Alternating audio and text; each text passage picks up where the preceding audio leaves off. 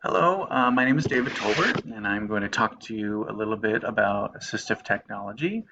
I wanted to start by talking about what is assistive technology, just briefly give an overview of the definition.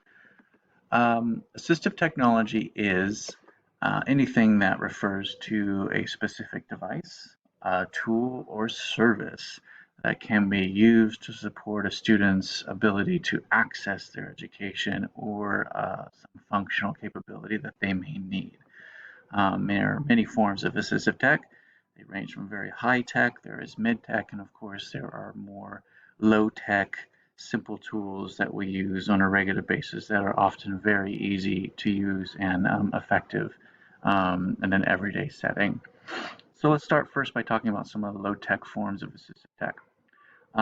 These are, of course, considered the most common forms that many teachers use. They could range from graphic organizers um, to more advanced just visual schedules. Some that I listed here include pencil grips, raised line paper, flashcards, visual schedules, and of course there are many, many more. But just let's talk about these specifically when we consider students who have autism and their needs around sensory needs and of course communication and vocational needs there. So let's take a look first at pencil grips. These are things that I've even used with my child, who is also my student, I suppose. They have helped with students who struggle with handwriting, who have limitations in fine motor control.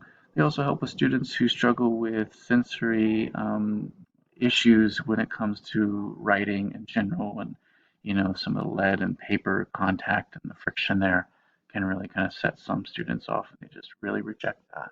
So this can help kind of provide that buffer as well. Another example of a writing tool is raised line paper. This can, of course, be used in tandem with the pencil grips. This helps with students who struggle with handwriting and understand the boundaries of writing, and, of course, knowing uppercase and lowercase. These boundaries or these raised line papers will help in a tactile way, help the students understand the boundaries of size of their letters. And then, of course, the goal is to remove those as they become more independent with their ability to write. Many of our students struggle with that, with autism spectrum disorder. Other things that I've used include flashcards. These are very highly effective and they are easy to make. You can use, easy clip art. You can draw pictures. You can attach photos of real life situations, people, motions, things like that to a flashcard, and these help with communications for students in many different contexts. Helps them to seek information, helps them to, ask for things that they are interested in more appropriate ways, as well as communicate needs as they need to do that. Um, and of course, the most common one, and I think one of the most effective ones, is a visual schedule. I just find that visual schedules for students, especially with autism spectrum, helps provide what they need in consistency, and who, when they depend on routines, it provides opportunities for students to feel that they have a bit of an ownership of their day. They could choose, you know, a choice activity after they accomplish certain things. If they're not interested in what we've always been doing as a positive reinforcement, they can choose a different from a menu of other items that they might be interested in. And so it creates a sense of autonomy. It also gives them consistency, and it's something that you can use in almost any different context, depending on how you structure it. Very highly effective tool. Okay, so let's talk a little bit more about high-tech forms of assistive tech. Of course, I've used these in the past. Most specifically, I've used iPads and apps for students, ranging from communication to, of course, individual schedules, to speech to text and text to speech options for students who struggle with reading and comprehension, and that helps quite a bit with that. The three that I'll talk briefly about is the PEC system. We'll look at a few specific apps for tablets, and of course text-to-speech or speech-to-text options that I've looked into through other sources as well. First, the PECS, which is Picture Exchange Communication System. I haven't actually used this specifically for my students, but I have read a lot of research about how positive it can be and how comprehensive it is in helping students learn language and be able to communicate in effective ways. And this talks about the phases, as you can read. Phase one, teaching individual to initiate communication. Phase two, generalizing those initiations across a variety of people and settings. Phase three, discriminating between symbols and how to identify what it is that they really need and want to communicate.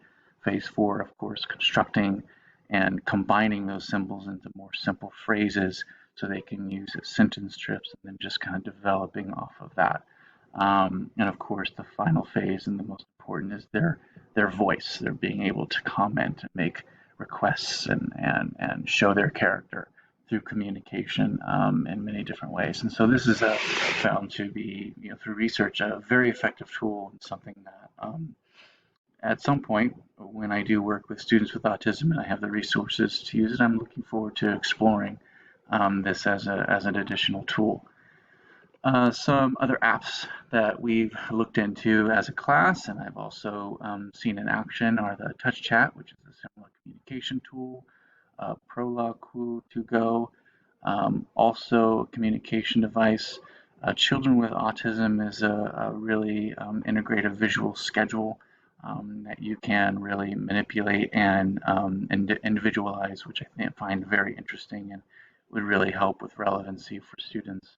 Um, and then I can have a conversations with you is designed to help children with conversation and social skills outside of the classroom setting, which is a very important thing to do. And then text to speech. These are two specific apps that you can use potentially. Speech Central is simply to dictate and it'll automatically type out, including correct punctuation and things like that. And then VoiceStream is also something where you can find different voices that and customize those to student preferences. They can read off any PDF, plain text, web page, Word document, PowerPoint, anything that you need to help and support reading and help and support the students, learning new skills in that way. So there's great value in assistive tech. They can be used as accommodations for a lot of students. They can be used as an integral part of programming for students as they learn new skills. And I think that one key thing to remember, as I've always approached students who needed assistive tech, is to really determine what the students' needs and preferences are before I make a decision, not just looking for the coolest and the best with the bells and whistles, but really looking at what it is the student needs and is there a simple way to resolve that. I find sometimes simple things that don't require a lot of training or or trial and error can often be the most effective. Um, and so last slide, I want to show you guys my sources and just let you know that, of course, I'm still learning quite a bit about assistive tech. I've used a lot of the ones that I've shown you here, and I'm always learning more as we go. So thank you for listening.